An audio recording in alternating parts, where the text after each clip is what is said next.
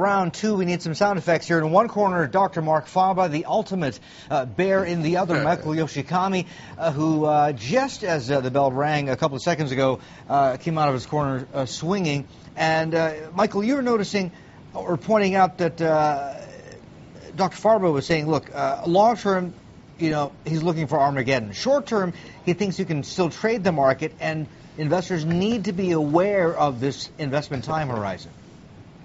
Yeah, that's very, very important because if you look at many analysts' perspectives who were negative on the United States, they said basically things were going to collapse in 2008, 2009.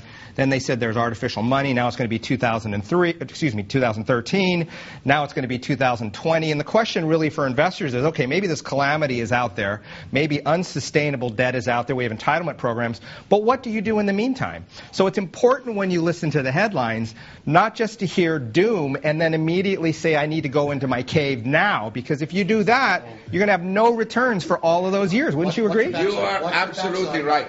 That's why I told my readers and a media enterprise in the US on March 6, 2009, buy stocks. Because the worse it becomes economically and geopolitically, the more markets will go up because the more money they will print.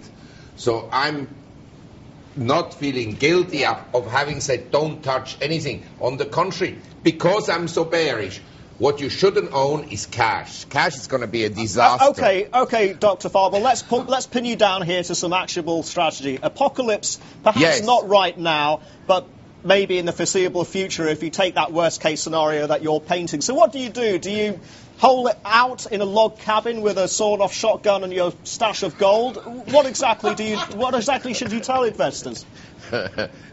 No, with a cannon, not a shotgun. And a tank in front of your garage.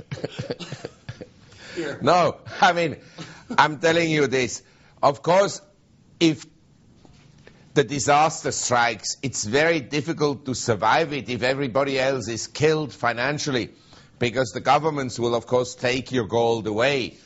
But I'm just saying, whatever you do today, it may not last. The market, if you print money like in Zimbabwe, can go up very substantially, but the purchasing power of money goes down, and the standards of living go down, and eventually you have either civil war, and by the way, in the US, the mood has turned very, very negative among certain groups of society. Mark, let me jump in there, though. Yes. You've got central banks raising rates. The Indian central bank well, knows but not in America. They don't raise rates but in America. But they're talking about it. They're having a substantive discussion about it. Now, and the people are coming back. The people are packing themselves into Best Buy now.